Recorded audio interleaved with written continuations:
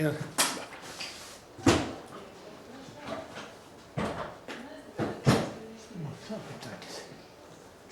Mlađan Stojanović, transfuziolog i zavod za transfuziju krvi Niš. Još jedna akcija, nadamo se da je uspešna. Da li ste zadovoljni, iako baš danas ove vremenske prilike nisu išle na ruku kretanju ljudi? Borimo se i moramo biti zadovoljni. Kao što ste rekli, danas smo se borili protiv ovog ekstremno toplog dana sa temperaturama preko 40 stepeni u hladu, koji baš i ne pogoduje ljudima koji žele da daju krv. Borimo se i protiv godišnjih odmora, protiv početka letnje sezone, protiv mnogih stvari, ali bez obzira na sve to, ja sam zadovoljan odzivom današnjoj akciji, koja je inače redovna u organizaciji i realizaciji Crvenog krsta Niš i Zavoda za transfuziju krvi iz Niša.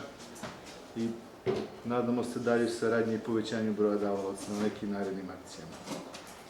Recite mi, kad su u pitanju davaoci krvi, da li postoji neke vremenske granice od kad do kad može se daje i kako je vaše iskustvo sa Nišlijama? Koje su to otprilike grupacije ljudi koji su redovno davaoci krvi?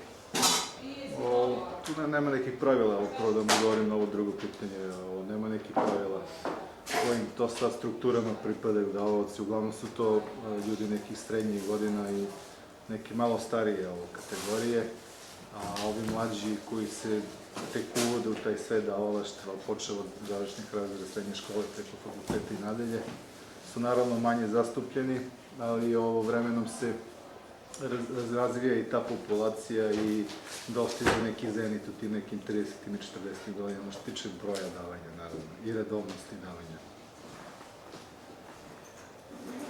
Možemo da pitamo bar okvirno koliko ste imali danas davaoca? Danas smo imali 10-ak davaoca ovde.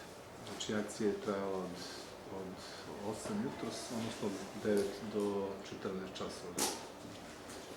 Znači, bar je obezbeđena krv za 10-ak ljudi.